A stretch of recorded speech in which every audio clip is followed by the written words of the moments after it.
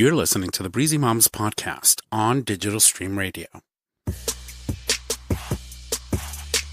Hey everyone, you're listening to the Breezy Moms podcast, a weekly show that chronicles the adventures of motherhood. I'm Candace. Now let's start the show. Hey guys, how are you? Hey, hi Candace. Hi Tommy. Welcome back. It's Thursday. It is Thursday. It snuck up so fast. It creeps up on you like white on rice. Is that creeping? Yeah, because it's like when you have a Puerto Rican mother and you walk in the house, she sort of kind of like creeps up on you and says, I served you. Are you going to eat? And I'm like, I just walked through the door. Right. They're like always ready to feed you. Like I haven't even had an opportunity to like get comfortable. Yeah, she's just any excuse to just shove food down your throat. Yeah, like I think Puerto Rican families are like that and Italian families are like that. And then I wonder why I'm like this. It's hard. It's hard. I think African families are like that too. I remember, and we're jumping right in, but I remember when I visited Ghana, his cousin was setting out food for us and she made a plate for me and I was like, dude, that's a lot of food. Yeah, like it is. It was a dinner sized plate. Half the plate was rice. It was like 2 whole quarters of a chicken and like 6 plantain and 2 boiled eggs. I was like, I'm just one person. So I said, oh, okay, let's get another plate and we'll give half of this to James. So I dished out half of it and put it on the plate. And when I turned my back, she refilled the other half of his plate with the same amount. They don't play. It's like, eat. And we easily gained 10 pounds in 2 weeks. It's like, Jesus. And James was there for a month, so it was hard. Wow. Listen, but I do say this, though. When it's good food, and you just have to sort of kind of deal with it and eat and just enjoy it because you know what it is? You don't get that all the time, and right? And it's love. It's how we show love. So anyway, we just jumped right in. Thank you so much for joining us this week. That's right. We're doing something very special We today. are. So if you get a chance to check out our Facebook page, the Breezy Moms Podcast, we are streaming live for the first time. And I got my back to the camera. That's right. I forgot. So I'm not used to the camera. It's a radio show. So if you look at the camera, you see that little red light? It's pointing towards you, which means that the camera's on you. Oh, and so that whole time I had my back to you. I'm sorry, guys. So we are streaming on Facebook Live right now on the Breezy Moms Podcast page. And I don't know if this is going to be a regular thing, but we'll definitely see how it comes we'll see out. how the reaction is. We'll people want it. We have the capability. We can do it. I know. Tommy gets really excited about his new toys. I do. And, and plus we're also streaming on Digital Stream Radio. Yes, where live. You can catch up every week. That's right. And you can catch the show after it's already posted here, everywhere, Stitcher, Google Play. Yeah, she's macking now. I'm macking. Yeah, I'm everywhere that you are, is what I like to think. That's awesome. So anyway, check us out on Facebook if you haven't already, and check us out on digitalstreamradio.com. That's awesome. Okay, so that's all the housekeeping. So housekeeping is done. So I do have a question for you, Miss Candace. Listening. How are your boys? Okay. Oh, sorry, I did it again. See, I'm not used to the facing the camera. Okay, so the boys are good, and it's usually the thing that comes up. The last thing that happened that's always right on my mind, and. What was I going with that? So I was talking to Lincoln tonight and he knows that I'm hiding some toys in the house, which I told him I buy some toys so that when a birthday party sneaks up on us, I have gifts for people. But I guess as a parent, I'm failing in the process of teaching him how to gift. Because I feel like this is my diagnosis.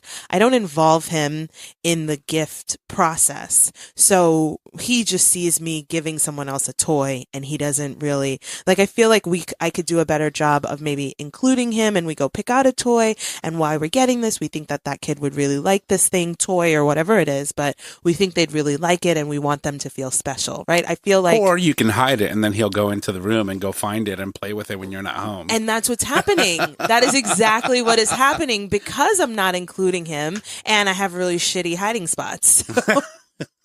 Don't you have an attic? I do. I don't go up there. You should. No. Put everything up there. Put it in a bubble thanks. and hide it in the attic. No, thanks. I'm not going up there. Yeah.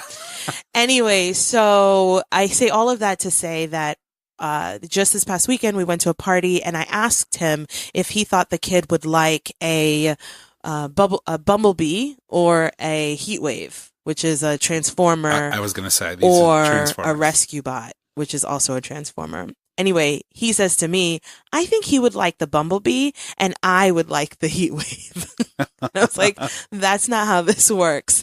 So he comes to me tonight. That was this weekend. He comes to me tonight and says, Mom, when it's my birthday again, I would like to have and I go, you're trying to prove to me that you really need to have this thing, but you don't even know what it's called. Like, you don't even know. So he got upset and he walked away. Oh, nasty. And he came back and he said, and he all happy with himself. He goes, Mom, when it's my birthday, can I have the heat wave? And I said, oh, so now you know his name? And he lost it. He started screaming. I mean, he was crying so hard. He was on the floor. I literally didn't even know what to do because I didn't say, you can't have it. It's for somebody else. No way, Jose. Like, I didn't say anything that meant he probably couldn't have it. Picked up on your sarcasm. Yes. And clearly he doesn't know how to handle it. And still it was excessive. His face, by the time and I just ignored him because I was like, listen, I do not negotiate with terrorists. I am not being a part of this at all. Whenever you're ready to come and talk to me, please feel free to come back and talk to me. In the meantime, cry softly in front of me or go find somewhere else to cry. Like, Lord have mercy. I'm not doing it. And so then, of course, James is like, what did you say? I was like, listen, you were sitting right here. All I said was, you know his name. Listen, I can't, I don't know what to do. So now James is trying to like offer him, he was like, oh, okay. He's trying to like soothe him or make him feel better, whatever. And I was like, listen, we can't negotiate. This is not, you can't get ginger ale for falling down in the middle of the living room like this for nothing. Like it's not okay. I mean, does it come with vodka? Because I could, if I fell out of bar, vodka or Benadryl. Are we going to need to keep you away from the kids if there's any vodka or Benadryl around? I told you, no kids for me in my future. Just my 2 dogs. Oh my God. Yeah. So it was a little bit overwhelming and insane. And then like the enforcer that Emery is, Emery didn't see what happened. He didn't know what happened. But when Lincoln walked out of the room screaming, Emery came over to me. Nana's crying. I was like, wait, what? So he gave you the finger. Yeah. He was like, no. Well, wait a minute. So I call Emery the enforcer because whenever Lincoln is upset, Emery goes to see who did it. Like, who did it? Who do I have to beat up? I'm like, listen, you have to He's a little protector. Oh my God. I was like, don't you come in here yelling at me. First of all, you don't. And I was like, wait, I don't have to defend myself to you. Well, you sort of kind of have to at first, right? Because you got to set the tone, like you have to sort of kind of set what they can and cannot do, right? Because if they don't know, you can't. If you don't set your expectations, I know you can't get mad at them. Yes, but my expectation is that we can talk and you don't fall on the floor. I don't fall on the floor when they do. They give me headaches all the time. You should I don't try fall it. on the floor. You should totally try it. I have started crying. Sometimes they start crying and then I start crying and then they stop and they look at me. I was like, oh, I thought we were crying. I thought that's what we were doing. Oh, that's too funny, though. You know, kids will be kids, though. They're the darnest. Yeah. So anyway, they were in a mood, and I don't know what'll happen. But at the end, James said, Lincoln, say goodbye to mommy. And he goes, bye. Kids are amazing, so though. Insane. They are. Anyway, so they're good. And then this week for my business, I ordered a brand new quad stroller. Have you ever seen a quad stroller? It seats 4 kids. 4? 4 kids. So you ordered. So I call it a Cadillac. Is basically what it is. Okay, the Cadillac of the Cadillac baby stroller. carriages. I mean, they have one for 6, but I'm not going to go there. The quad is amazing. It's so amazing that the other day I only had 2 kids, and I still opted to take the quad. And hey, listen.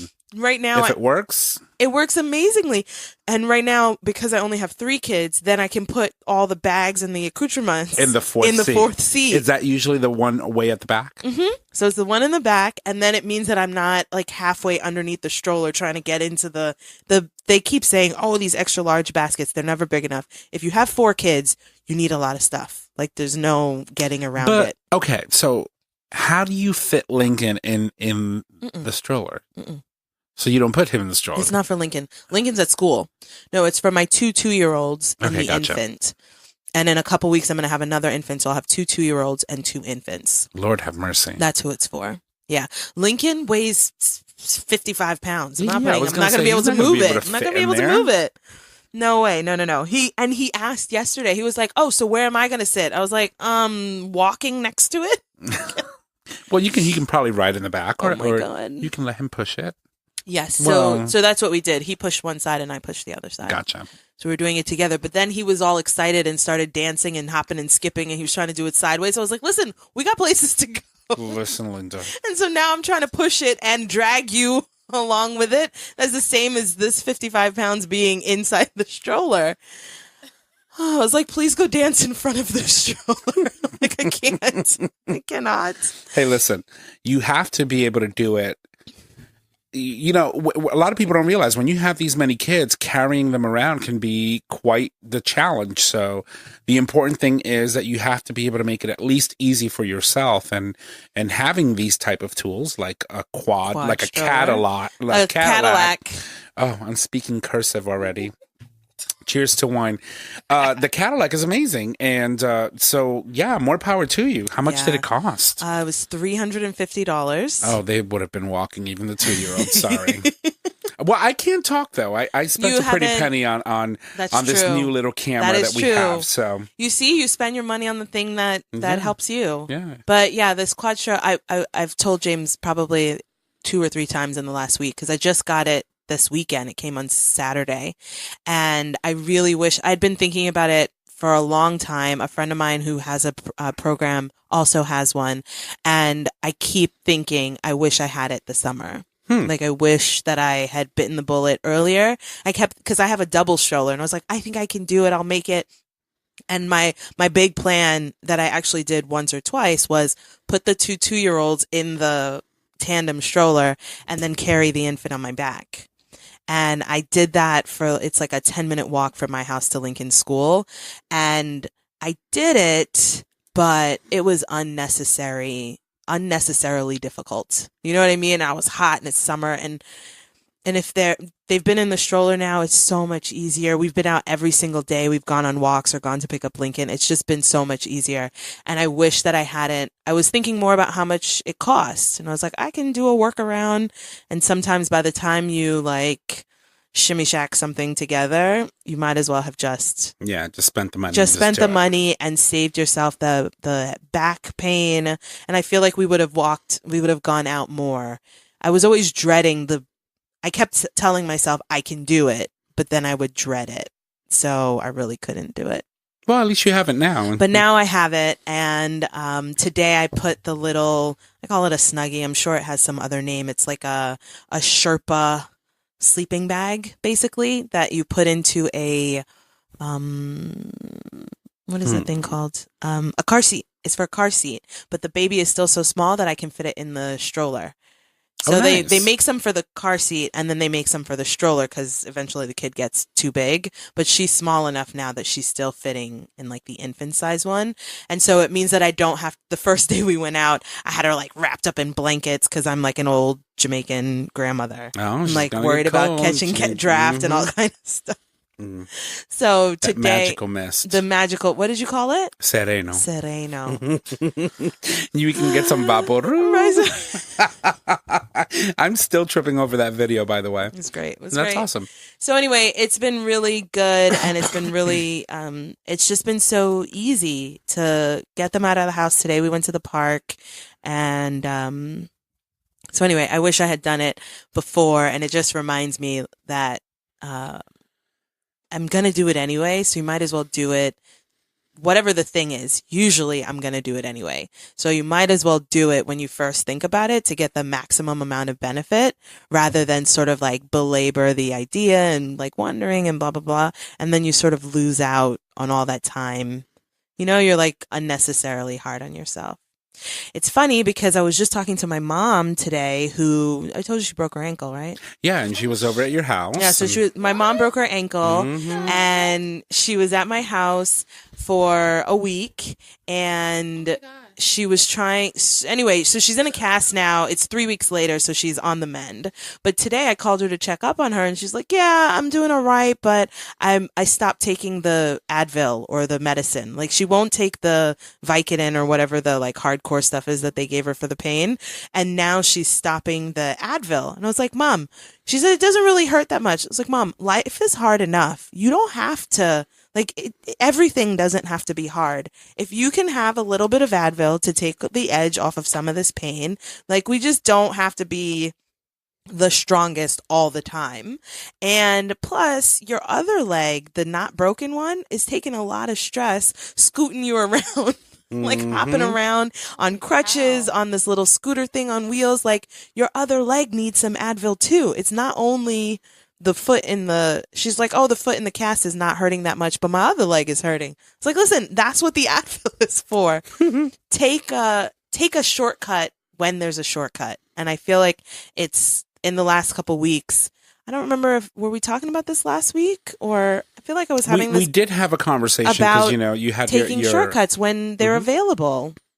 It doesn't have to be hard. Just because we're moms, just because we're women, we don't have to like be friggin' Superman, Superwoman, or whatever every single time. If there's a shortcut, if there's a pain relief, if there's a shoulder to lean on, like, take lean it. on me. I mean, really. When I'm so that's my lesson. We're gonna lesson. talk crap about you though when you do it, so that's why you don't. I do know. So a voice has come in, so Yes. we should. So we should let people know that guess what? We're not alone in the studio. We aren't. So I'm super excited. My newest sister friend from the last couple of years, my neighbor, Yashmun, has joined us, and I've been trying to get her on the show for months and months and months, and literally, like, she is amazing, but she is terrible at planning. It like all comes together somehow at the last minute. But I was like, hey, how about in 3 weeks you come and be on the show? And she's like, I don't know where I'm going to be in 3 weeks. And so we just happened to see each other today, and I said, come on the show tonight, and she was available. So now she's here. Yashmun, welcome. Hi. Hi. Welcome to the show. Thanks for inviting me. And I love her. I do have to say this, though, very quickly. So she walks in and she goes like, you want to have me over anytime? I can come over and cook some chuletas. And I was like, when are you moving in? That's all you have to say. I am a fan of pork chops. I love anything pork chops. You can make them any style and I will eat them. There is no shame in my game. And you can count on Yashmun. Yashmun's got a big family, so she makes meals that make my mind explode. Like the concept of how much food she's just made in like 3 minutes. It's incredible. It just comes out of nowhere. Kind of like my mother-in-law. Well, I'm thinking maybe you should go and do some classes at her house and I'll come over and then, No problem. we'll throw down. So you were telling me a story before we went on air that you have a tendency to just show up on her back door and scare the living daylights out of her. Yeah, so I like knocking on their back door. Why? Yeah. Like I just come. Well, Or sometimes the kitchen window. like I'll knock like on a the kitchen distended window. hand. So this is Just like, I guess it's kind of weird about me, but I like scaring people. And there's not that many people that wouldn't curse you out. So Well, like, let James me, is always like, just- did you hear something? Look out the window. It might be Yashmun. So listen. I'm just like, and then sometimes I think the kids might be sleeping or they might be busy. So I'm like, let me just tap on. So it's the always like a window, soft but, tap. But one time James scared me. I knocked on the door. He was at the door about to come out. I did not see him.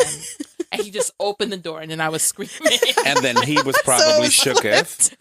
He was looking at me like, what the hell are you doing? Well, at the listen. door? It's like, I live here. I'm supposed to be at this door. I will tell you a story. So I was dating this guy, and he's Polish, and he lived in was it in Sonoma? No, it was what's Shelton? Shelton, thank you. The valley. And so he has this house, and it's on a nice, decent sized property. And when you look out his back door, he had a nice little small little porch that encompassed the back door. And then there was a window that was right next to the sink. And so if you were standing on the porch, you could look in through that window and see, or you can look out and see the little porch in the back. And further out, he had this little outhouse or this little shed. And that shed freaked me the hell out every time I was there, because I would sit next to that window and look out and see that shed, and it had one of those little faux windows. And I always felt like something was staring at me. Yeah, something was something's watching. hiding in the shed. And it would literally freak me out. And then I said to myself, you know, I looked at him and I said, you know, you need to tear that shed down because it's freaking me the hell out. And I don't know how I'm getting all the feels right now, like someone's watching me. And we were literally having this conversation. And prior to him and I starting to date, he had dated someone else. And this person was sort of kind of psycho. Stop it. Psycho. So somebody was watching. So, Someone was locked. but wait. So I'm sitting there and we're eating dinner. And I said, you know, you really, and I'm like really like expressing my feelings like you need to knock that shed down if you expect me to come here and spend some nights because it's freaking me the hell out. That shed doesn't belong there. It's creepy and I feel like Jason or someone is going to like come out of that shed. And I said, look, come here, look. And I opened the curtain and as I do, there's a face staring at me. Oh, shit. I freaked out. I jumped up so hard. Was it your reflection? No, it wasn't my reflection. I am not that ugly. Thank you very much. It wasn't my reflection. So I jumped up so hard and I flew to the other side of the house and I'm screaming and he's looking at me like, why are you screaming? He was like, there's somebody there. There's a face on your window. And he's like, he opens the door like nothing, goes outside, and of course, it's his ex that was sitting on the porch watching us have a conversation, eat dinner, and I'm saying to him, you better knock that fucking shed down, and you better bury that ex of yours, because if I see him, I'm going to kill him. That's crazy. It was scary. Wow. And it's dark. There's nothing but trees in the back of his house, and I was just like, yeah, this is freaky. I'm like, this is some Children of the Corn type of shit. Oh my God. Like, I ain't playing this. Yeah, but it was bad. Oh So my anyway, God. Speaking of people scaring the shit out of people. Well, Yeah. well, But I knock on the back door with food too. Oh, so well, it works out. Was he here? It's always like plantain, no food. fried I chicken. feel like fried chicken, plantains, lamb. Because you grilled can't lamb. be you can't be Like, mad at somebody who shows up at your door and has food. No, so I'm never no, mad. No, you can knock on my door anytime as long as you have food, girl. Because I can eat. And it's a welcome. I actually really love this about my friend crew now and my neighborhood, because it's like I have this really cool group and it's a welcome distraction. I think that sometimes it feels like if you go and visit someone, if you have to prepare, you have to clean the house, you got to be like prepared for a visit. And that's when people who aren't really your people, you know, like stranger people come to visit, you have to put on airs. But I've got this really cool, tight mom crew where I don't have to feel embarrassed when she that's how shows I up grew up. Like- unannounced like- and my house looks wild. Look, I grew up in Queens. Like, it's not pretentious. Mm-hmm. If someone's your friend, they're your friend. You knock on their door, and someone's folding laundry, and they're like, "Hey, here, help me fold laundry." Listen, You know, but I mean- wait, I'm What the sorry. fuck? You didn't tell me my band was all jacked. I thought that was your style. Listen, Oh, it was the thing. she's nasty. I love her. See why I can't mess with live stream when I'm not prepared? Oh my God. I'm like, yo, she's I just rocking looked the up. style. It's like it looks like a listen, okay. I'm You look Keep fine. going. Look at me. I have like my stomach is hanging over the freaking Listen, desk. I got on like an old dusty t-shirt, and this one is inside out. I think. So I noticed that earlier. I always wear clothes inside out. She needs to tell you about the first time. Well, no, Okay. not the first time you met me, because that was crazy. I don't remember it. You're probably Netta- still crazy. She's Like just Netta trying was to... like, "Stop. Okay, it's over. Relax. Relax." No, when But I the remember pajama meeting day. you was when we were both pregnant, because Lincoln and Noelle Mm-hmm. are the same exact, or like 2 weeks apart.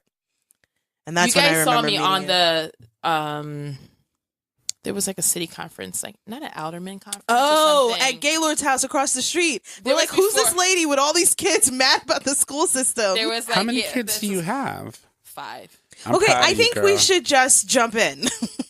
So, Okay, carry on with the story. yeah, so the first time, that wasn't the first time you guys met me, Okay. though. It was at what I remember. an alderman's meeting Okay. in the city. I didn't know you lived on my street, though. Okay. Yeah, and they told me like, well, pose these questions in your neighborhood, blah blah blah. I was like, oh, the liars. And then I went to Tina and Nettis. No, it was at Gaylord's house. It was? It was at Gaylord's house I remember. when Fernandez was running for mayor. Yeah, and they were like, oh, the party's over. But that's when we had just moved in and we didn't have any kids and we weren't thinking about kids. So the conversation turned to schools as it should. And we were just like, okay, well, you know, the schools, la, la, la. Like we didn't know any better, but you knew all the things and you were also pregnant. So you were like mad, you were just like emotional. And everybody was like, is she crying? Is she gonna cry? Like, I don't know what to do. You know, when a pregnant woman gets upset, everybody's on edge because you're like, is she gonna go into labor? I like don't know what's gonna happen. But it was cool because it was a way to meet everybody on our block pretty easily, pretty fast. And our block is like only 2 streets long. It's only 2 blocks long. And we know everybody, which is pretty cool. And I like everyone except the people who live right next door to me. That's usually how it goes, though. Yeah, it's true. So anyway, I wanted you to come on the show because you're awesome. And we always have these really great conversations. Like we literally just had this conversation today and I was like, hey, this would have been amazing on the show. So let's start by saying we were just saying you have 5 kids. Tell us a little bit about you and like how you ended up in Connecticut. So I'm a stay-at-home mom of 5. My second husband, my last husband, he lives here in Connecticut. So I moved here to Connecticut and started my life like 9 years ago. Yeah. And since then, I've been a busybody in New Haven. And cool story, not story, I'm not going to tell the whole story. You just told a story about a Polish guy. Her kids are from Poland. Her ex-husband's Polish. So she speaks Polish. And this is like, you speak Polish? Yeah. And so, that's like so if I said to you, let me see. Oh, Lord. So people always want to test you. Ja nazywam się Tomek. Your name is Tomek? She knows, yes. Okay, Cześć Tomku. Oh. I'm excited. I can't believe I remember that. See, that's what you do for love. Oh, my God. Oh, God. All right, so carry on. I didn't mean to interrupt. Yeah. So, I remarried, and that is, you know what? It's crazy. Is one of the things it drives me nuts. So I reestablished my life, but I feel like I didn't reestablish my life because people still introduce me as the lady that has the Polish ex-husband. I'm sorry, I just did that. No, that's all right. No, that's like something I haven't spoken to. Like, I don't know anyone who's divorced. So is that like a norm? I'm pretty sure it's a normal. And I'm like, at what year will it stop? Like, I've been married to my new husband for like 40 years. Hey, that's the lady it's over only here. Because he just told that story about a Polish guy. And I was trying to hold my tongue, like, don't say anything, Yashmun. Don't say anything. But let me ask you a question. So this is your actual history. Yeah, it's true. You can't run away from it. You have kids that will remind you of that for the rest of your life. Yeah, Own isn't it. that interesting? It's yours. I know. I try not to, though. I hide. But why? It's yours. Because Wear it like a badge, and no one will ever be able to use it to hurt you. No, they can't use that shit to hurt you.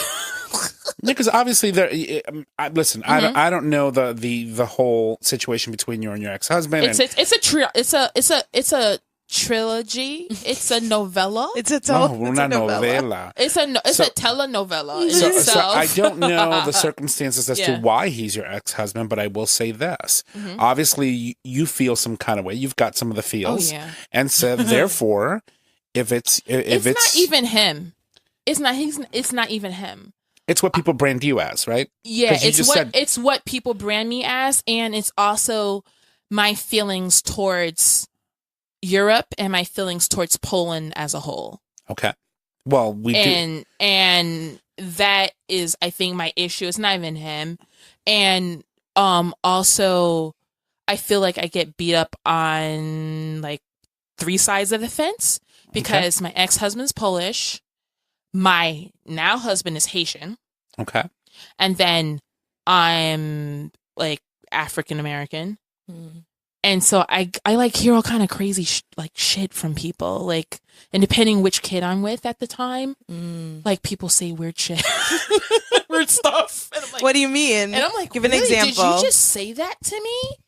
Oh my God. Like, so, Okay, so for example, when you're a black woman and you have a child that is with a white guy, yeah, they don't know where the guy is from, but they could tell. They're looking. They're like, oh, she got like knocked up by a white guy, because they're looking at you like this. They're like rude and shit. And all of a sudden your kid can't be black, right? But if it's a white woman and she has a kid with a black guy, that kid's black. So you feel that because like, you're a say woman, stuff, like, yeah, people say stuff, like they come out of their face, and I'm like, wow, you actually said something out loud so I could hear you. You did that in public, and you don't know I'm half West Indian? What the? Okay, I'm gonna be passive aggressive and just go over there and not say anything, right? Because this could get really ugly very quickly. Very quickly. So, like I said, I became passive aggressive so that I could bring my children up in a loving world.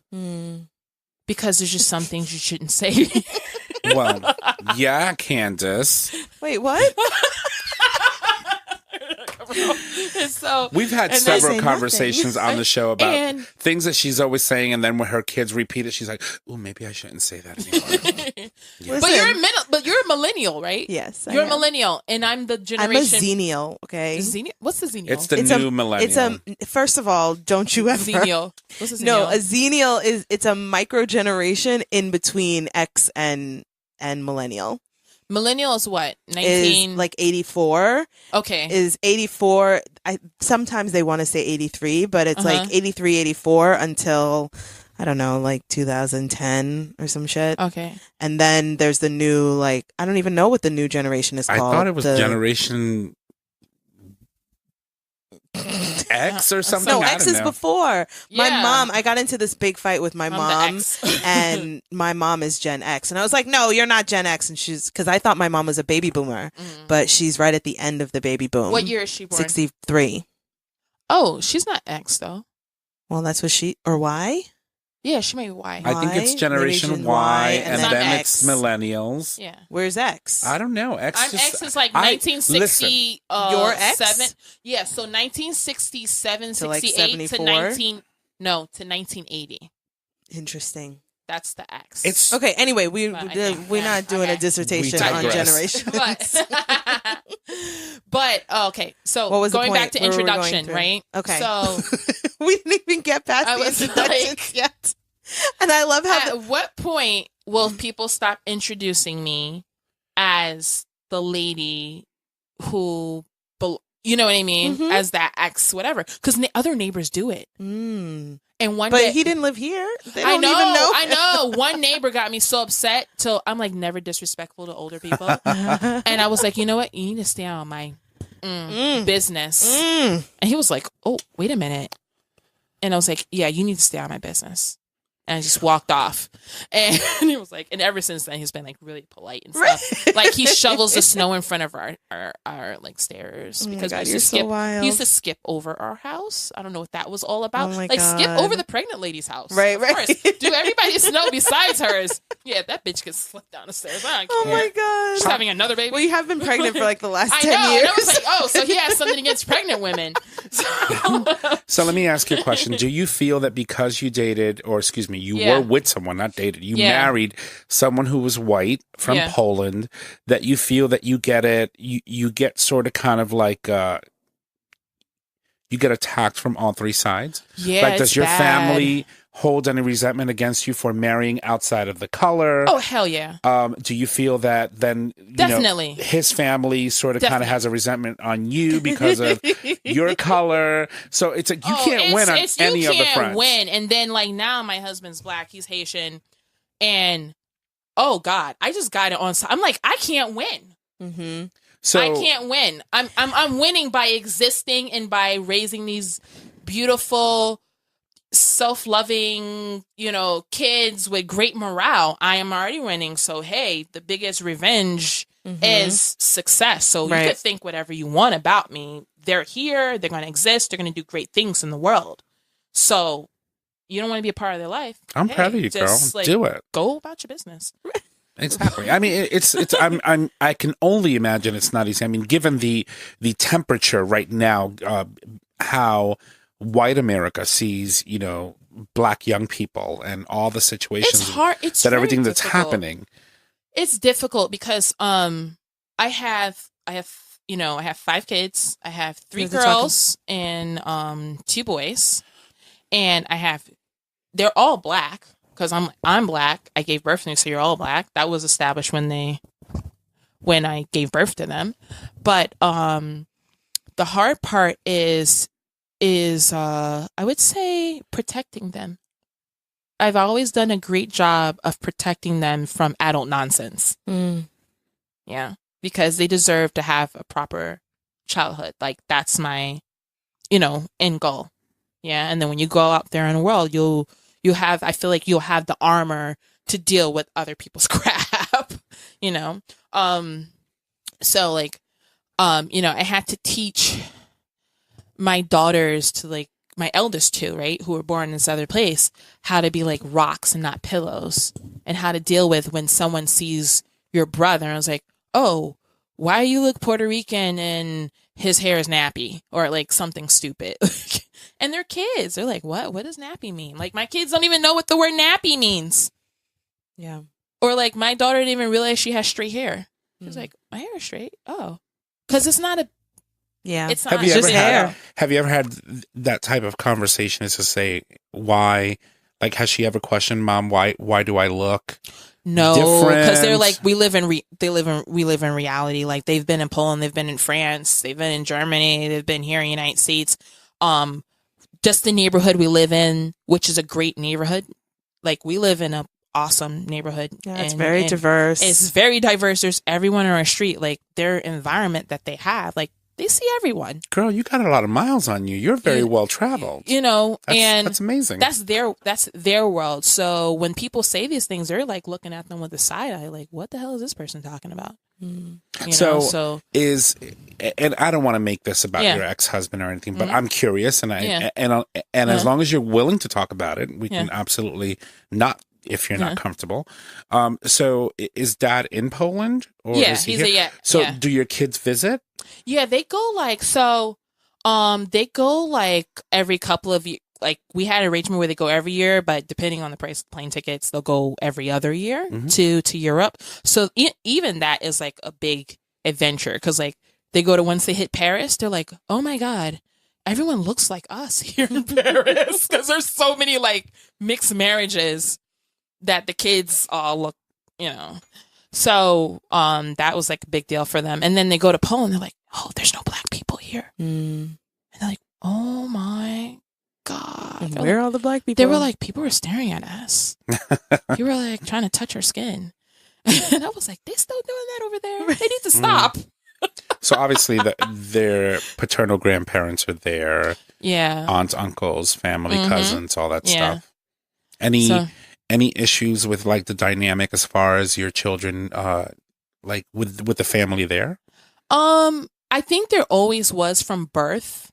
I believe like that's just from my heart. I believe their grandmother like loves them, but she has her own issues.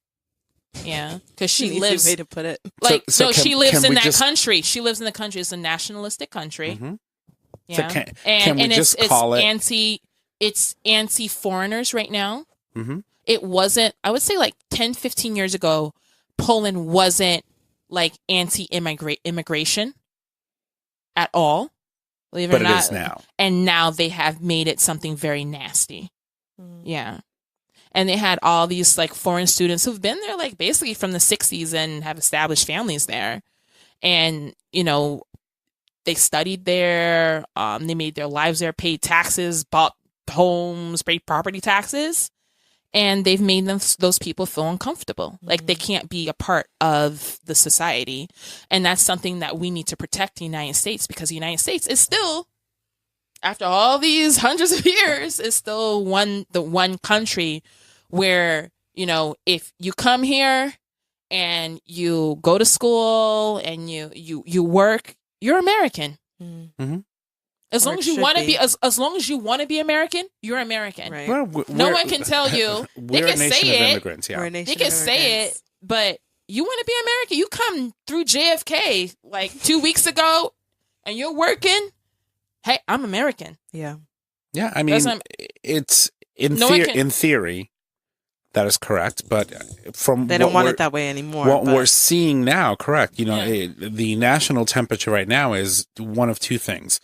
If you're from South America, Central America, or Mexican, you're not wanted, and if you're Black, you know, you still have no rights because things are still happening to people that that happen to be in this country since God knows when. I mean, over 250 years, you know, generations and generations of Black people have lived and died in this country. And yet here we are still 2018, about to go into another year in another 2 months. Mm-hmm. And we're still facing the same issues that we were over 150 years ago at a different level, but nonetheless just as impactful.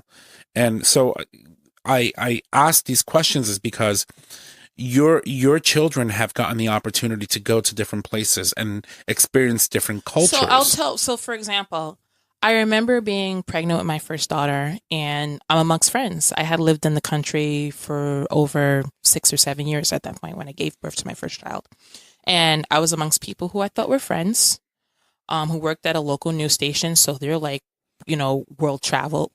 They're not, I wouldn't think that you were closed-minded, but you've traveled all over the world. You have friends from different cultures. And I remember, like, I think President Obama was like his first, you know, his first time being in office. And it was a big deal, like in Poland. I remember walking on the street and like refugees were just running across the street because they know I'm that's the Black American girl. They're like, "Oh, you have a president," and like hugging me, and I was like, "Okay, great, I'm here now." Yeah, you know. And it was like a big win for everyone. And I remember I was pregnant, and I made the joke because I think every woman when she's pregnant, she starts thinking about all the possibilities that, you know, that you could have and like what could happen for the future of your kid. And you're like, oh, my kid could be president. My kid could be a soccer player or whatever. And I remember like joking, and everyone's there drinking beer, and I'm like, oh my God, I could be giving birth to the next like prime minister of Poland. And like all the laughter at the table stopped. And our close friend, the guy who walked me down the aisle on my wedding, was like, Yashka, no. That could never happen. I said, what do you mean it can never happen? What's wrong? He's like, no one would ever, you know, vote a mulatto into office here. And I was like, are you kidding me? Yeah. Did you just say that? Right. And then, out loud so I could hear you. And then my ex-husband was like, yeah, he's right. No. She's going to be Black and mulatto. No. She can't be she can't be prime minister. Wow. And I was like, oh, you guys are dead serious? I said, is it a dare? I'm an Aries. Is this a dare? Are you testing me? Are you testing me? And I was like, you actually believe that? I said, why not? I said, so you're trying to tell me we're married, and this child that I'm going to give birth to in 2 months, when I give birth to her in this country and raise her in this country, and she's educated, so she goes to law school and she does all those things, and volunteers. She's your kid and you're Polish. She's your kid. Mind you, she was born there, so she's a citizen, she's right? your kid. Your grandfather and great grandfather and forefathers have like fought against the Russians, the Germans, have protected this country for over how many years? And her mother works at the Ministry of Infrastructure, does translations at the National Museum, the Military Museum. You're telling me that she could never be in government, or you don't even believe that she could even run for office, campaign in this country? Why not? Because of the color of her skin? And she's not even born yet. You don't know what she's going to look like, but forget about that. Just the fact you have that in mind. So I said to him, so if my daughter would run for office, you wouldn't vote for her. That's what I said to them. And what'd they say? They were quiet. Right. That's how my marriage started. That's how you swallow some racism. That's how And then- water. that's how you're racist out loud without realizing that it's right. You think it's just like, But they said fact. it themselves. And I said, well, what is she going to do when she grows up here? Because I see what people that look like her do here. They're on the red light channel. And that's not what I see for my child. I want her to do whatever she would like to do. You know what would be really amazing? And let me tell you something. So that was the first month. I gave birth to her in October. And I remember my friend that I studied with, Kasha, she came to the hospital when I gave birth, her and her mother. And they took the baby away to go wash the baby and weigh the baby. And I said, Kasha, stay with the nurse. I just want to make sure my baby's okay. I just didn't like the idea of like someone taking my baby. So something told me to get up from the bed and go and, follow the nurse. And so I go there and the nurse is holding my baby and she says to my friend Kasha, you know how you can tell that she's not one of us and she has my baby. And I was like, what the hell? Like, ona nie jest nasza. Nie jest nasza. It's not ours. She's not one of us. And I was like, what the? And that's the beginning. That was like the beginning of the end for me. And So the nurse was holding your baby by the legs? Or Yeah. She was like this. Upside down. Yeah. And my friend was telling her, oh, why are you holding her like that? And she was like, you know how you can tell that she's not one of us. And this baby looks like a regular baby. just a baby. Is this a baby? And black people know that when we give birth to babies in the country, the baby's not black. The baby's white. Yeah. Unless you're in certain continent, then sometimes you see babies Right, actually they're all born pale. brown. Yeah, but they're all pale. all the babies look the same. The baby doesn't change colors for like weeks. Like you can see the color start creeping in on the ears. Yeah, they're like and looking at the baby's the fingers, knuckles, and between the like the fingertips. So I'm like, what the heck? Wow. I just learned something new. Yeah. I did not know that. Yeah. My kids were pale when they were born. Yeah, baby. Babies they're all the same color in the United States. In the United States. And I was like, oh my God. And I started screaming and cussing in Polish, like in my freaking baby. Yeah. Don't touch my baby while I'm in this hospital. Okay? Do not touch my baby. And it was so crazy because I was wearing this Korean robe. 1 second. My friend was in the military at the time in Korea, and she had sent me this big robe because I was pregnant, and I'm wearing this like robe. Like, you're yelling. All nuts. So you're a black woman having a baby in Poland in a Korean robe. Yes, and I had on like some Nigerian headscarf. I can't with her. Oh my God. That's awesome. Well, let's keep going. This is, admittedly, this is not where we were going to go with the conversation, but I'm enjoying it. And it's well, I think it's impactful because, I mean, your experiences alone and the fact that you say that you shield your children and you teach your children to come from a place of love and to love. And I think that's amazing, because. But the crazy part of the story, because we're going to finish this part, but I took my baby and I was just so happy to leave this hospital.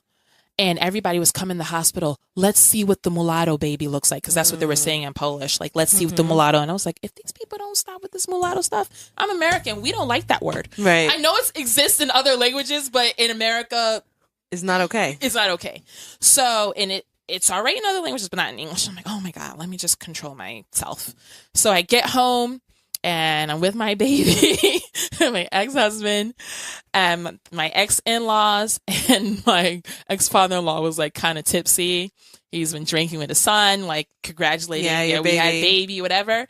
And he looks at his wife and he says, she's not one of us. Oh my God. Oh Lord have mercy. And I was like, 3 strikes. Oh my God. It's like the beginning of the end. So then I would have lost my shit. I was scared to leave my baby. I was honestly scared to leave my baby with anyone because it's a baby.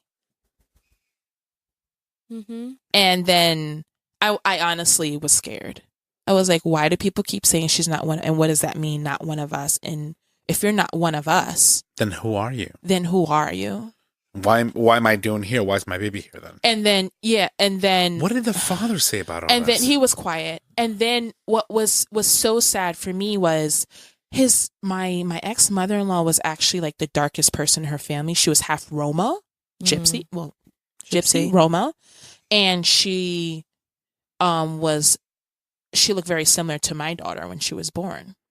So she kind of clung to her, you know, and she wanted me to give her my child to her so that she could raise her out in the village someplace. And I was like, oh no. I'm like, I'm sorry. Not without my child. But I'm Black and we don't give kids away. You know anything like about our history? I'm not giving you my baby. Yeah. I'm sorry. And now I know I can't leave her with you either. You guys, I'm scared. I'm not scared of you, Granny, but I'm scared of the other people talking about she's not one of us. What you gonna do? So I'm like dumbfounded. And so then after some years, I came back to the United States.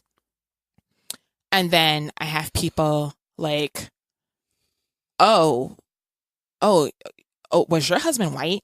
Like people will ask, people will like ask you, and I'm like, why do you care?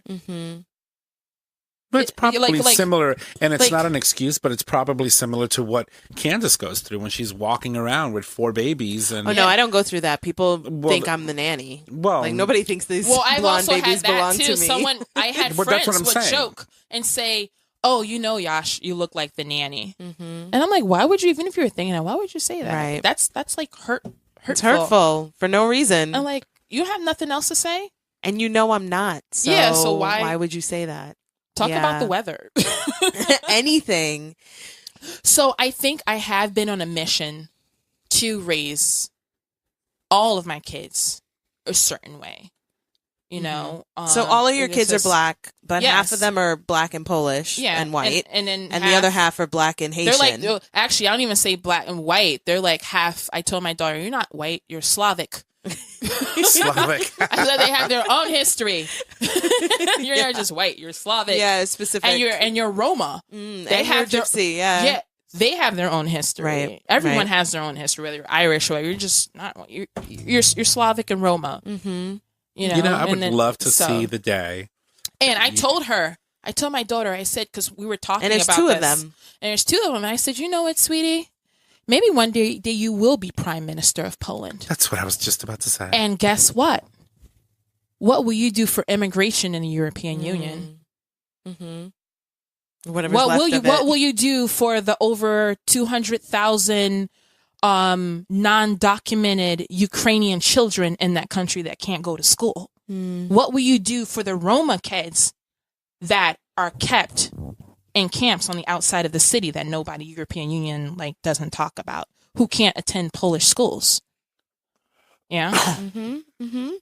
Yeah. So, you know, for over, I don't know how many hundreds of years, like in that small little continent, they've been trying to stop minorities from becoming kings or presidents or prime ministers or ministers of defense in those countries. I don't know how long that's going to last, because you have tons of kids like that do they mix up with all different ancestries. Yeah, and they have a right to leave. So as we close up this conversation, because I've enjoyed this conversation, sort of being a little bit about blended families, right? So you have these two older daughters who are part Polish, and then you have these 3 younger children who are part Haitian. What, like, I know it's like what it's like when we're out together and I see people see your kids, and they look like 2 separate groups, but I know that they function as one. How do you teach them? How have you managed to instill in them that that the world is going to see you guys as separate, but we are a family, and this is just what we look like? And how do you respond when the world treats you as different. Can I add to that? Yes. And because we're actually getting some interactions on Facebook. Oh, cool. On Facebook Live. So Tiffany, who's watching, asked these two questions. Did your ex-husband defend your child? One. And also, that they have conversations about, she referring you and your ex-husband, did you ever have conversations about race before you got married? No and no. Neither times. Okay. So Tiffany, there you have it. No and no. No and no. All right. Yeah, So now, right. proceed, please. Yeah. So one of my policies has always been is, and that's just because I'm mom and I love them. In the house, there's no divisions in my house. Like, they're all my kids. I scream at one, I scream at all of them, you know. That's a good policy to have. They all hide. Scream like at everyone. And they all love each other because they don't know anything else besides that in the home. And I try to surround myself by people who see them as my unit, kids and siblings and as a unit. Like, that's a big thing for me. I have tested people. Well, that's important too, because it also helps your children. I've tested people to see how they treat how they treat my two sons versus the first two daughters. Or you have family members who come to your house and they'll hug two kids, but they won't hug the other three children. Or they'll call these two on their birthday, but won't call the other three.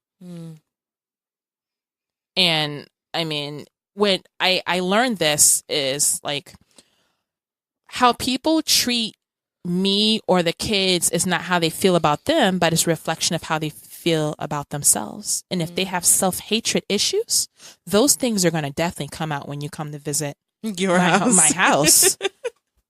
I would say so. You know? And my kids, I think what people do, because they've never experienced that under my roof, you know, so it doesn't affect them. But when we go outside in the world, if someone does do something, we talk about it. Like, my kids know what colorism means. Like, like my husband and I have a transparent household. We talk about this stuff and we make jokes about these things, you know. And I think as long as you're talking about it in your house, you won't have problems. And from the other side is, because there's the reverse colorism thing, right? That I think people are just starting to talk about, you know, how is it living as a light-skinned Black person? Because people don't think about like how they're treated or how they deal with, you know, issues. So is it like, you're not Black enough, you don't get it, so you're light-skinned, my second daughter, she looks Puerto Rican. So like, she's been going through it since she's 6 years old, and she's definitely a rock, you know. And you know, she's like, I'm not Puerto Rican, I'm Black. Yeah, and she'll tell you, she's like, I'm not Puerto Rican, I'm Black, you know, but that's all right, you know. And she's comfortable in her skin. So raising them to be proud of their history. Which is great, because she's 12. Yeah, she's 11. She's 11. Raising them to be comfortable in their skin. And they have nothing to be ashamed of or like, there's nothing bad about them, and they were made out of love. Yeah, I mean, and you're right. And right now, I have my eldest two like reading a really long book list of books because I want them to know their history, so they'll know how to deal with different things when it comes to them. And if they do come across someone who's angry or feels a certain way about them, they'll understand why, that it has a history behind it, you know, and that they'll be able to formulate their own opinions and decide, you know, well, how do I want to deal with this situation? What should I do? Yeah. Because you can't always be neutral. Sometimes you have to pick a side. You do. You have to. Yeah. Sometimes you're forced to pick a side. But when that time comes, what will you do about it? Yeah. And colorism is so real. Colorism is so real, not only with the way white people treat Black people or light-skinned people, but I feel like it's stronger within our own communities. Definitely. I've had my own sort of thing of growing up with a light-skinned sister, who now it's, you know, funny enough, in my adulthood, I have a picture of me and my mom and my sister, and we literally look exactly the same. Like our skin color is, I mean, the difference is so minuscule, but I swear to God, I grew up thinking that I was the dark kid, like that I was the dark one. And I used to tell people my sister was blonde, and people would be like, oh, she's light skinned. And as an adult with adult eyes, being able to see that we're actually not even like the register of how different the three of us, my sister, my mom, and I are, is so slight, but the way that colorism works is that it amplifies all of that. And if you were not able to, within your house, make sure that everyone function as a unit and sort of like fight really hard against colorism within, it's going to be so difficult to keep them from experiencing it in the negative ways that people will put it on them, because there's no doubt in my mind that people look at them and like, oh, the light skinned ones are so pretty, and they use words that readily mean, oh, beautiful, gorgeous, like whatever, and then they say hi to the other ones. You know what I mean? And people think that they're being slight about that, but children register that shit. Like they register that your like hug is not as tight, or you don't hug me but you hug the other ones, or you gift this one but don't gift the other ones. Yeah, you get like, how come I never got anything? You know what I mean? And so the things that adult shit you were talking about, those adult problems are not like kids can see it. And I think that sometimes adults, especially people of color, Black adults, think that their behaviors are not registered with children. But children are really astute. And even like, I think about it in terms of without color, but children in school, like, you know which teacher likes you. Oh my God. Like, going back to that, my whether daughter people was like you or in not. First grade at Catholic school. And I came to pick them up from after school, and she said, call so-and-so's mom. And I was like, why? She said, you know what? This after-school teacher does not treat so-and-so well. And I think it's because of color of her skin. Wow. It's amazing and that I your said, little kids what? can think that way. What did you just say? Can verbalize that. And I said, why did she said, she only screams at him. Oh, wow. She bosses him around. We're running around. Everybody's being right. She doesn't tell us to sit down. Right. It's so true. And so that is at a like grand level, kids know who likes them or not. And literally kids, especially, because I feel like little kids, they've done I've seen so many of these exposés and these like stories on little kids who realize that, you know, the white doll is the good one, or the white kid is the smart that's a one, major thing. or So the kid with the long hair is the nice one, the pretty one. I went out of my way, like once, you know, people are like, she's not ours, because I was like all excited, like, oh, you know, I'm going to make sure you know how to make pierogies and collard greens and everything. Right. So I remember my mom came to visit, and I said, Mom, when you come, can you bring some collard green seeds? And I was growing collard greens in Poland.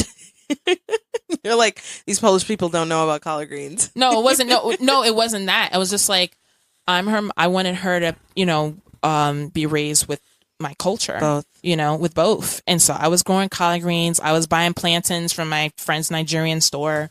Like from the beginning, I was doing all these things. I was corn rolling her hair. I remember I went to France, and they had all these books where like the mom was Black and the dad was white. And I had all these books. I was reading stories. I taught my children the Black national anthem when they were really young, and they could sing it. And people were like, wait a minute, why do they know the Black national anthem? When we moved here, I was like, oh yeah, because I was singing that in the house. Because they're like, Black. I was just like, you know. So it sounds to me like you made a very, very conscious effort to make sure that your children not only had unique identities, but that they understood why their identities were thus that unique. Because and also like, I've had these conversations with a lot of people. Oh my God.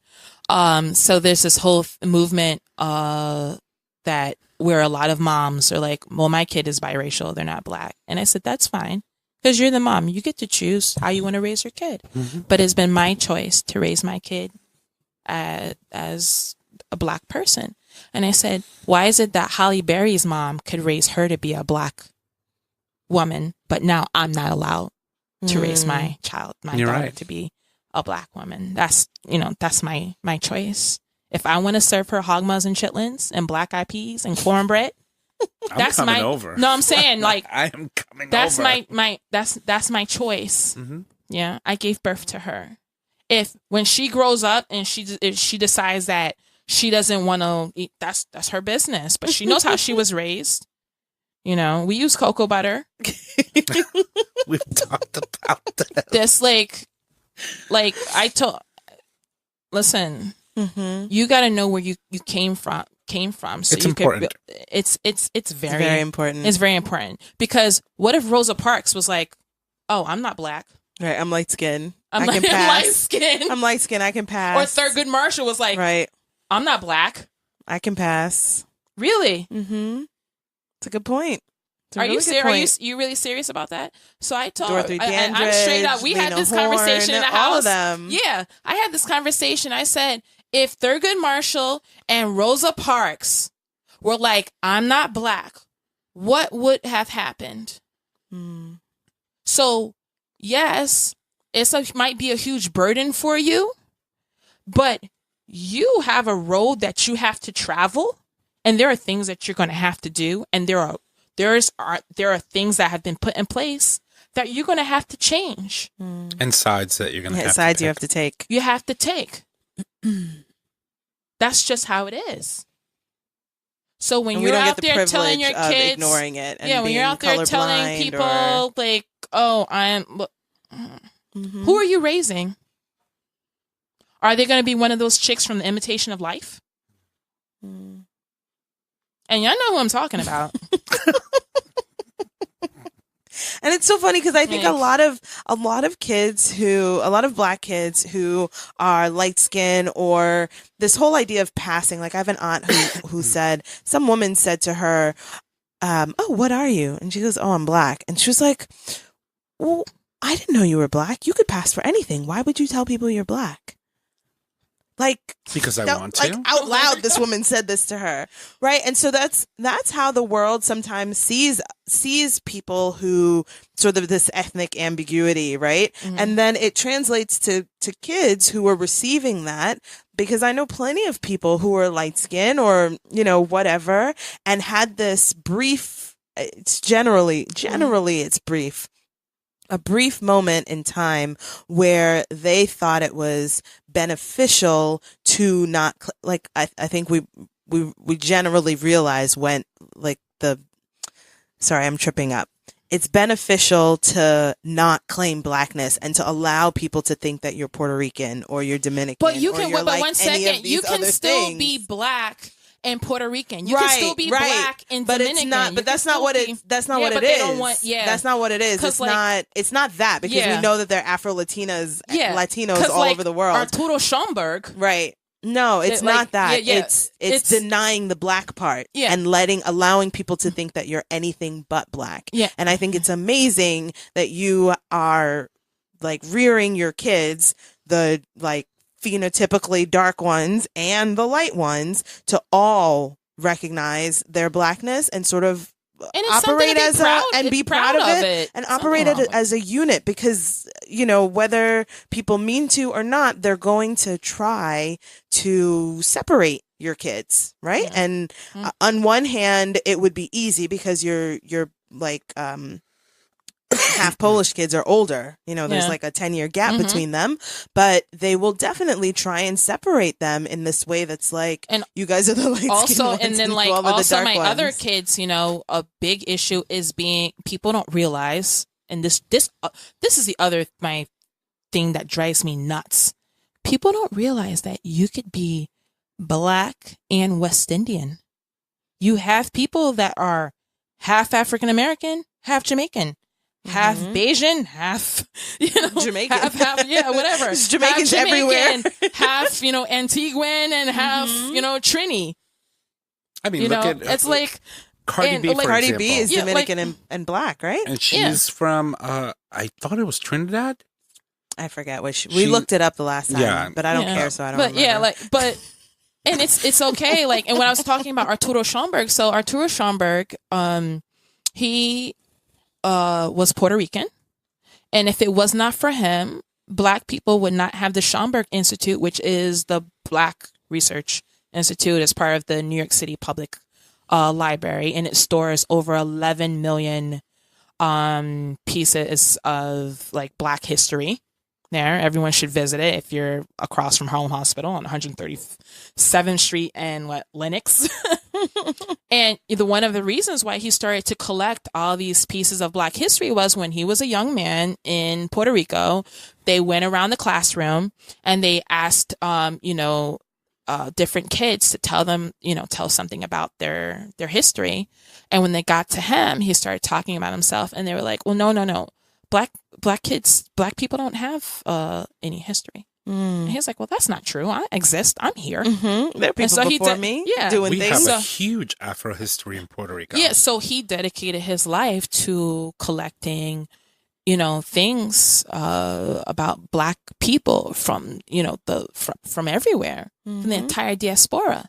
I mean, that's like the number one thing I think that the world or the U.S. tries to hold down Black Americans, right? By pretending like we don't have history, or we don't have a start culture. with slavery. But we don't have a culture that doesn't start with slavery. But particularly Black Americans, the culture of Black Americans, it doesn't begin and end with slavery. Nope. Like, it begins with slavery, but it doesn't end with slavery. Nope. And if I'm being honest, I have always struggled with like feeling like a Black American, but having two immigrant parents, right? But I don't, my mom is from Belize and my dad is a like British Jamaican. So like my grandma's from Jamaica, but my dad is from England. And there's this weird, like, I don't feel like there are enough Belizean traditions outside of food. So it's not like there's a language, right, that I can cling to. And then my grandmother is sort of disconnected for me, so I don't always feel like super Jamaican. So I only have like being sort of Black, like quote unquote just Black, and you're trying to figure out what that means. And like, it doesn't begin and end with slavery, and it doesn't begin and end with rap music, like, but what exactly is it? And that we don't there's no time spent in school, or unless you have really, woke parents, on really explaining to you what like Black American history is, because it is something that's separate and different from being Black everywhere else in the world. You know what I mean? It's funny that you chose like rap music as like the one identifiable genre of music that could easily be attributed to just Black people, but a lot of people don't realize I call jazz my classical music. Right. There are numerous, and I mean numerous, Black artists that impacted everything from jazz to blues to rock country and music. roll. Country. Rosetta Thorpe is the queen of rock and roll. You don't know. And it's, to me, it's the famous cowboys that in movies are white were actually Black people. I've always said that Black people have always contributed greatly to music, but it wasn't until rap came along that they got an identity. And I don't know if that was either a good thing or a bad thing. Well, but it depends on who is talking about it. Depends on who's talking about it. And to me, it's like, well, it's because people want to claim Elvis Presley as the blues, right? Like or blues, rock and roll, or whatever. Like, we don't want to give credit where credit is due, and because. Although now white people want to claim rap, so to me, Elvis Presley is just like, I don't know, like an NSYNC or a Backstreet Boys of his time. He was he was a pretty boy. Give him a guitar, throw him on stage. There you go. And let him sing songs that were written by people of color, or like performed by people of color. The most important for me is that my kids. I'll probably get hate mail for that. Yeah, I don't know how we. It's better than being attacked by skinheads on the street. But I'm just But the most important for me is that my kids know that Black is not just a color. It's a good point. It's not just a color. It's culture, people. It's global. It's in Black people every are continent. everywhere. Not a lot of us, but we're everywhere. What? We're the majority, not the minority. So I just wish people would stop using that word, but that's okay. Yeah. Yeah, across the world, everywhere. We've influenced everything, and it's something to be proud of, you know? Absolutely. So on that note, Yes. I think we should, first of all, I want to thank you because listening to you converse and talk about your children, your personal life, and how you feel as someone who's lived in different areas of this world and experienced the harshness of just being you, right? The unfortunate treatment of just being who you are in so many different levels, and yet be coming together and being so open and so loving and teaching your kids that there's more to the world than just what you are exposed to. And I think you're doing a fantastic job. And I think that your kids are going to grow up to be fantastic, well-rounded individuals that will go on to do a lot of great things. And I really do hope that your daughter goes back to Poland and becomes the prime minister. Well, on that note, thank you so much for coming. It's always a joy. I mean, we were hanging out today, and I'm really glad and grateful to have you as my sister friend. I learned so much from you every time we talk, and I love your kids. And my kids love your kids. My kids love your kids. It's amazing. So I'm really glad to have you and to be like sort of learning about this. My family's not interracial, so I don't have those kinds of experience. I hear about them a lot, but I don't have firsthand experience like that. So I'm so grateful for you to come and talk about this, because there are plenty of people, like I take care of a kid who's biracial. There are plenty of people out here who are and are, you know, maybe sometimes struggling with their own whatever. Like I often have a tough time with people who are biracial who always like sort of default white. It's a very weird thing for me, because I know it's strange. It's really strange for me. I'm like, can you see yourself in the mirror? Like, what's happening? It's interesting and for so, me. For me, I think one of the worst things for me has been, and maybe that's why you saw me being so passionate about the education system. I've had an insight into like how Black children are educated in this country, and how you could have a child who looks a certain way, who could just sit there in class and do nothing and just breeze through and get all A's. And then the other kid whose hair curls a different way, if he sneezes the wrong way, right, is in trouble. All of a sudden, he's a noisemaker. Yeah. So, and you have like been like so disturbing for me, and I've had like firsthand. Right. And I'm like, it's like a research paper in your house, and I'm like, what is going? I'm like, this is really happening. Yeah. This is a documentary, man. Right. That's what I mean. I can't tell people this stuff. They don't want to know this. This is scary. You know. Well, it's what you're doing to try and mitigate all of those things for your kids is amazing, and kudos to you. Hats off to you. I think you should teach a class on how to find all the things available for all of the kids. Oh, like, Lord. Every after school program, every special program. That's a whole nother story. That's a whole nother episode. She's like the queen of finding all the extracurriculars for kids and making so I love it when you're like, oh, I wrote a letter. I'm like, how did you get your kid moved to a different school in the middle of the school year? Oh, I wrote a letter. I think you could give some lessons to parents and how to manage the system, but you can come back another time to talk to us about that stuff. So again, thank you so much. It's been a pleasure having you on the show. Seriously, thank you for inviting me. Thank you for being a great sister friend. I know. We're even dressed the same. We didn't plan this, but we have like the same black and white head wraps on. Mine like a little less nicely tied than yours. But so anyway, thank you. All right, so let's wrap up the show. I'm ready for I think you're ready for your close up? Yeah. No, I think we should talk about the hashtag Mom So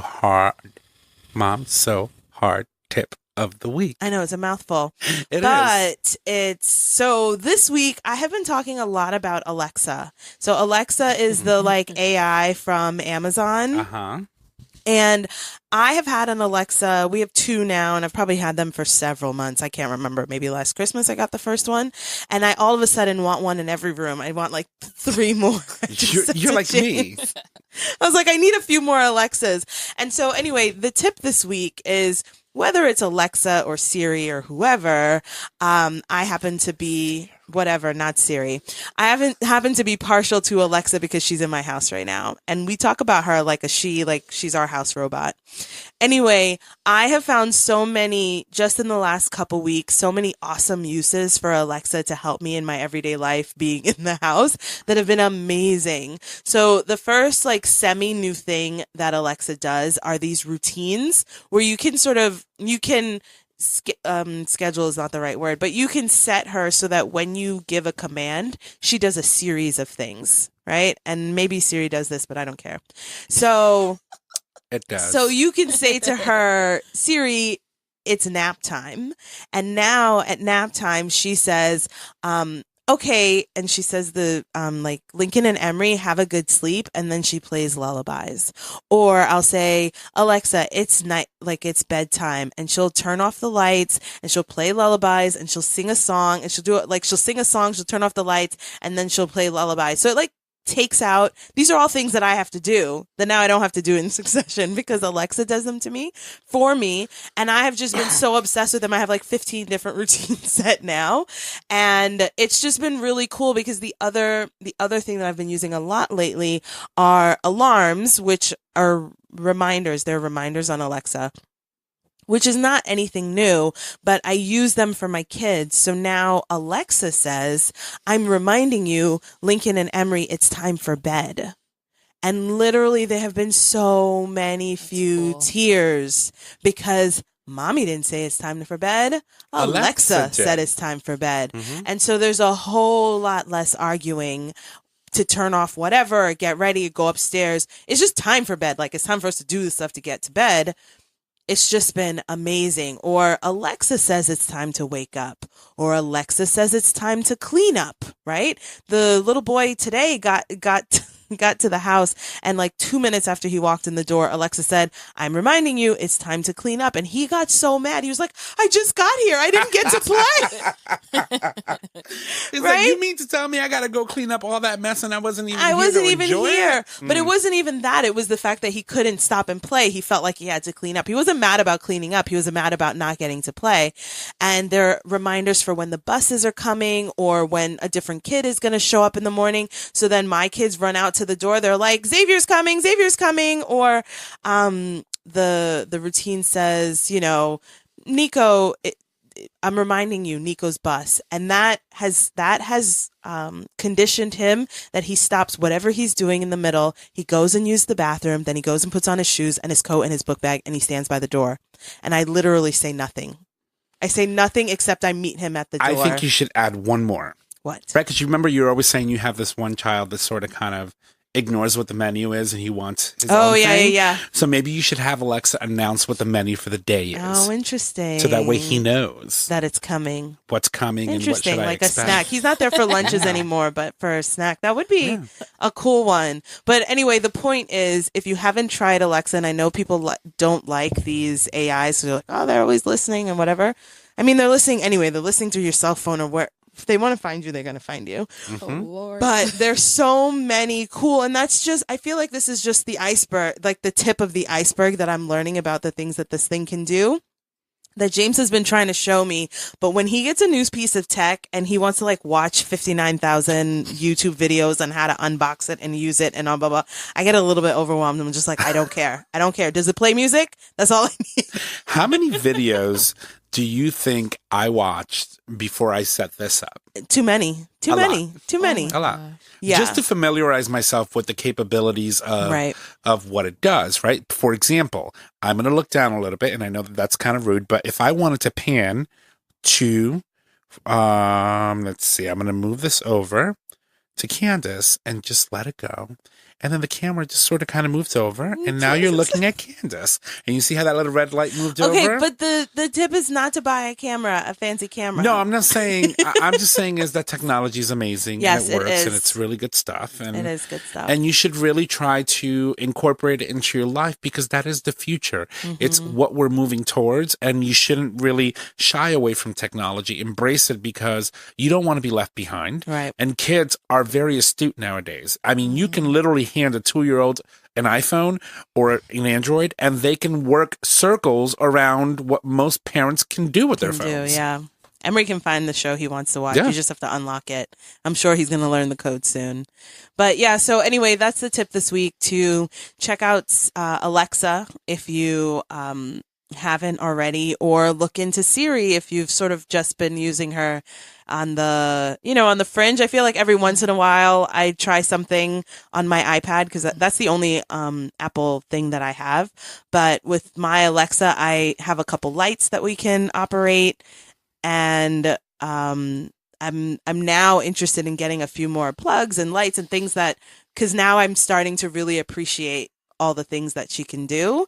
And I say I recognize that it's a computer, but she's our robot. She's our robot. And now I want a few more. So I think that there are some really cool things that even I probably haven't seen yet. But as a parent, one of the stress moments for me is getting my kids to transition from one thing to the next. Bedtime, wake up, clean up, eat, stop eating. Like anything that's a transition is hard.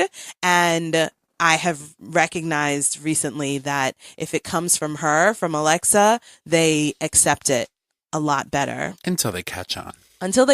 But for now, it's really funny. Alexa will say something because I've sort of it says every day, and one day one of the kids doesn't come, and he's like, doesn't she know he's not here? He's not here yet. Or the other kid will say, doesn't she know I'm here already? They are interacting with her like she's looking, and she can see them. So anyway, check out Alexa. And there's a whole suite of Amazon Echoes, or I don't even know what they're all called. I have the basic one, and it works pretty well. They have some show ones, or ones that you can video record. Sometimes I think that some of the things get a little too specific. Like if I can use FaceTime or my phone to video, why would I spend $300 on this Amazon show situation?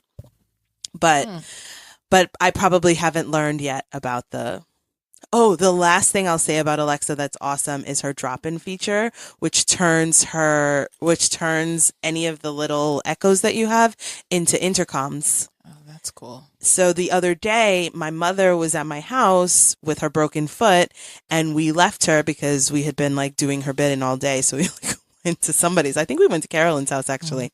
And then I was calling to check in on her, and she wasn't answering the phone. And I just had a mini panic attack. And so I dropped in on Alexa from my cell phone, and I was like, Mom, where are you? What are you doing? And she goes, Candace, where? What's happening right now? I was like, oh, I'm on Alexa. You didn't answer your phone, and I got worried. So what's going on? That's and nice. so it's really cool. You can, and you can intercom. So that was from my cell phone, and I was outside of the house, but you can intercom from Alexa to Alexa. So if your kids are upstairs and you want to call them to come downstairs, it's just, what are you guys doing? Right? Why do I hear you talking? You should be sleeping. Go to sleep. Your friend Tiffany says that she drops in on her friend in Baltimore all the time. Oh, that's amazing. Yeah. Tiffany, thank you so much for watching and for listening. Tiffany's another one I've been trying to get on the show, so I hope you'll come on the show. Well, Tiffany, eat your Wheaties. Eat your what? Work up your strength. What does that mean? Eat your Wheaties, work up your strength, because you're going to be moving that mouth a lot when you come on the show. We talk. You need energy for that. Oh, Lord have mercy. We're point A to point Z.